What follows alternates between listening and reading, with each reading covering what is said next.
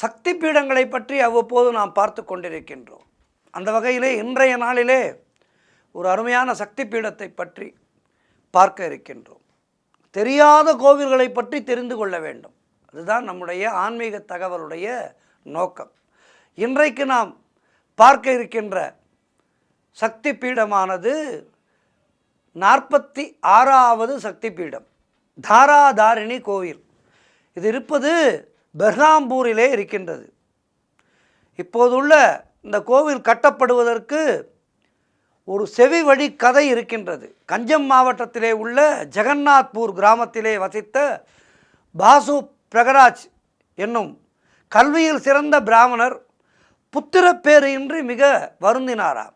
ஒரு சமயம் அவன் வீட்டுக்கு 2 சகோதரிகள் வந்து சில காலம் தங்கியிருந்தனர். திடீரென்று அவர்கள் ஒரு நாள் காணாமல் போய்விட்டனர்.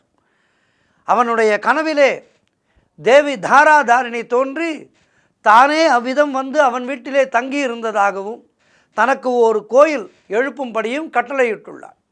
தேவியினுடைய உத்தரவுப்படி பாசு பிரகராஜ் சென்ற வழியிலே கடைசியில் சிதிலமடைந்த பழைய தாராதாரிணி ஆலயத்தினை கண்டுபிடித்து மறுபடியும் அதை மிகச்சிறப்பான ஒரு கோயிலாக உருவாக்கினான் என்று ஒரு செவிவழி கதை இருக்கின்றது.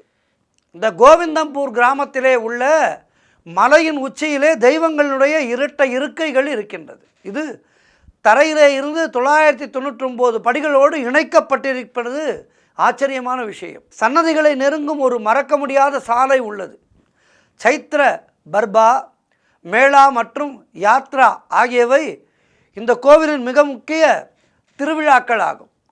ஒவ்வொரு சைத்திர மாதத்தின் 3வது செவ்வாய்க்கிழமையும் இங்கு ஒரு பெரிய கொண்டாட்டம் நடத்தப்படுகின்றது. அப்போது ஏராளமான பக்தர்கள் இந்த மாதா தாராதாரிணியை வழிபட ஒன்று கூடுகின்றார்கள். மாதா தாராதாரிணி மந்திர் ஒடிசாவிலே இருக்கின்ற பிரபலமான சக்தி பீடங்களிலே ஒன்றாகும்.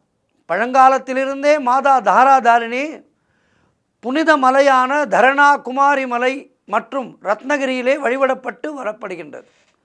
சுற்றுலா பயணிகளுடைய வசதிக்காக இங்கு ஒரு அழகான ரோப்வே கட்டப்பட்டிருக்கின்றது. அதன் மூலமாக இந்த கோவிலை மிகவும் எளிதாக நாம் அடைந்து விடலாம். இந்த கோவிலை மிக எளிதாக அடைந்து விடலாம். இதற்கு ஒரு நபருக்கு சுமார் 60 ரூபாய் கட்டணமாக வசூலிக்கப்படுகின்றது. இந்த இடம் அந்த மாவட்டத்திற்கு மட்டுமல்லாமல் அந்த மாநிலத்திற்கே ஒரு மிகப்பெரிய சக்தி பீடமாக திகழ்கின்றது. மிகவும் பிரபலமானதாக இருக்கின்றது.